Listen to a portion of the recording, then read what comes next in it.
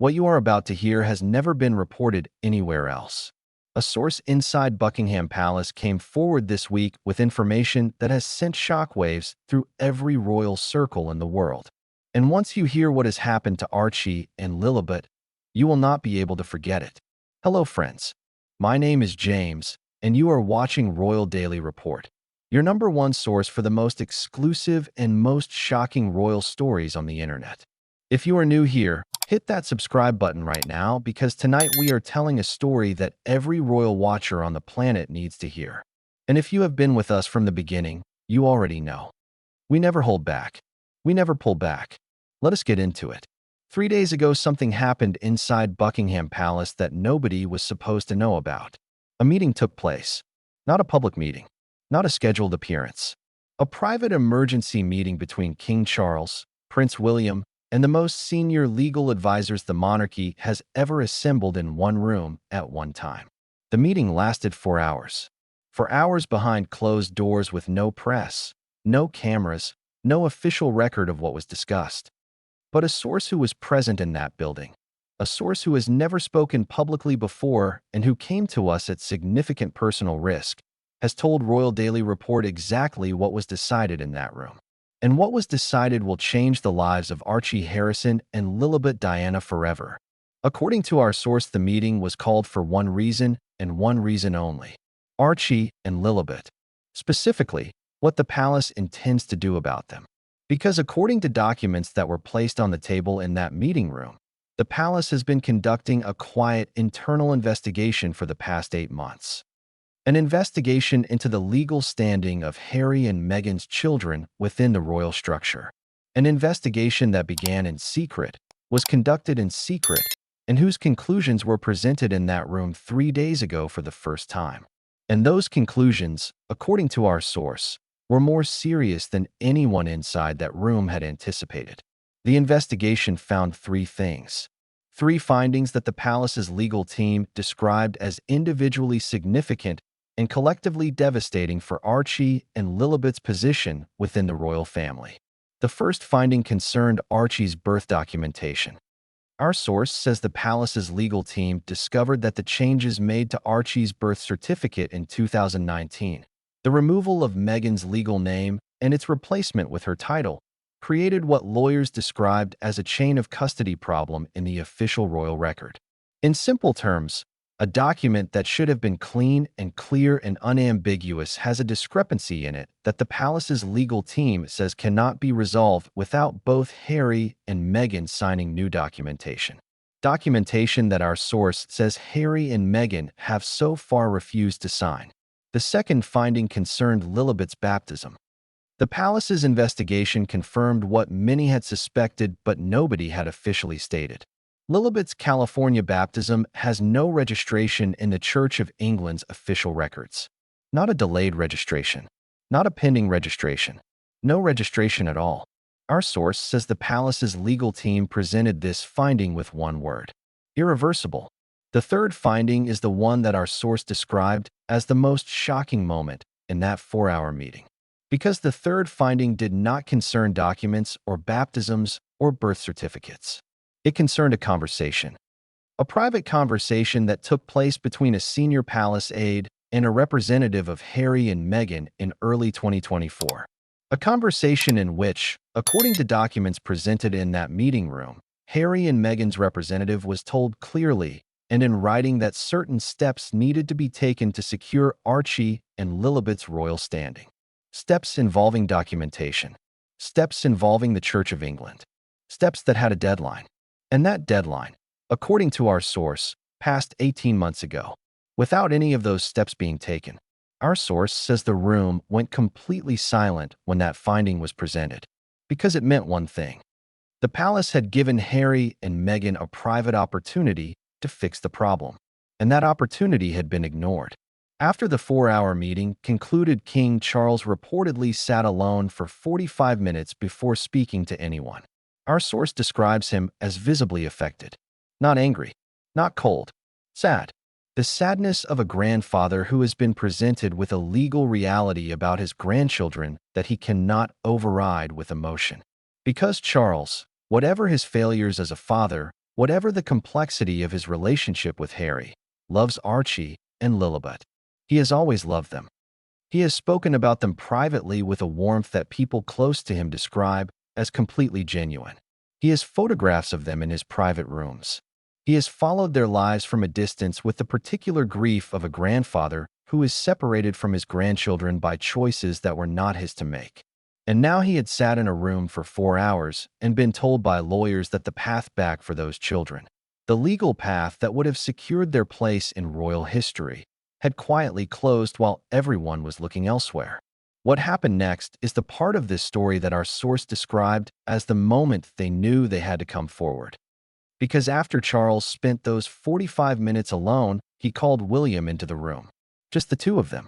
And according to our source who was told about this conversation by someone who was directly outside that door, Charles said something to William that William did not respond to for a very long time.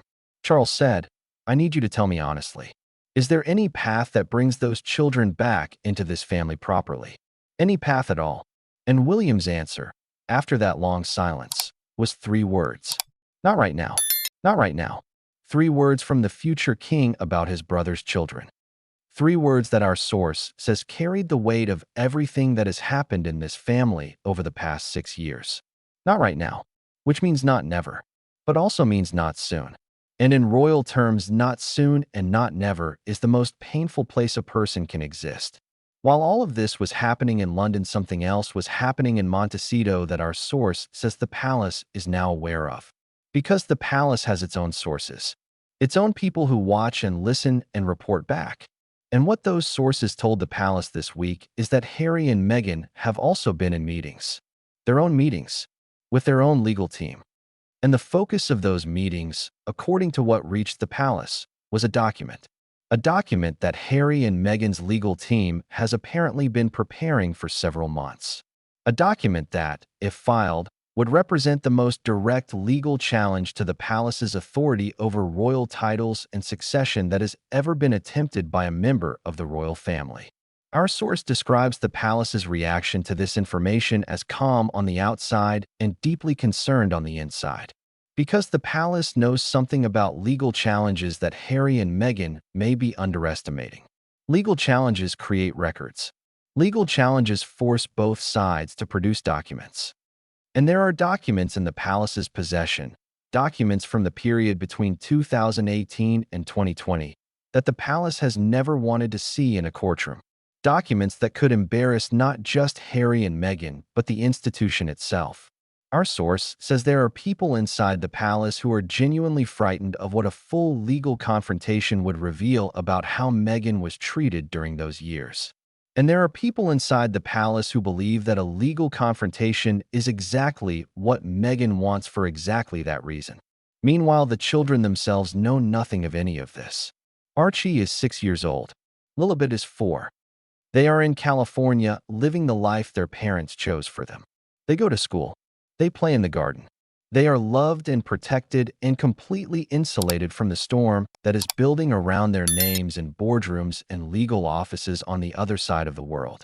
And that detail, the detail of 2 small children living in complete innocence while adults fight over their future in rooms they will never see, is the detail that our source said made them cry when they were preparing to speak to us. Because this is not an abstract legal dispute about titles and succession laws and church registration. This is the future of a 6-year-old boy and a 4-year-old girl. This is whether Archie will one day be able to walk into the palace that his father grew up in and feel that he belongs there. This is whether Lilibet will ever stand on the balcony that bears the same name as her grandmother's most private nickname. This is whether 2 children who did nothing wrong will pay the price for choices that were made before they were old enough to understand what choices were. Our source told us one more thing before they ended our conversation. One thing that they said they needed the world to know regardless of everything else. They said that inside that palace there are people, good people, people who love these children from a distance, who are fighting quietly for a different outcome, who are pushing back against the legal conclusions, who are arguing that the rules should bend for grandchildren even if they cannot bend for parents, who believe that whatever happened between Harry and the institution, Whatever Meghan said in whatever interview, whatever documents were or were not signed, two children should not be the collateral damage of a family war they had no part in starting. Our source does not know if those people will win. The legal conclusions are what they are. The deadlines that passed are passed. The registrations that were never made cannot be retroactively made without both sides agreeing to cooperate.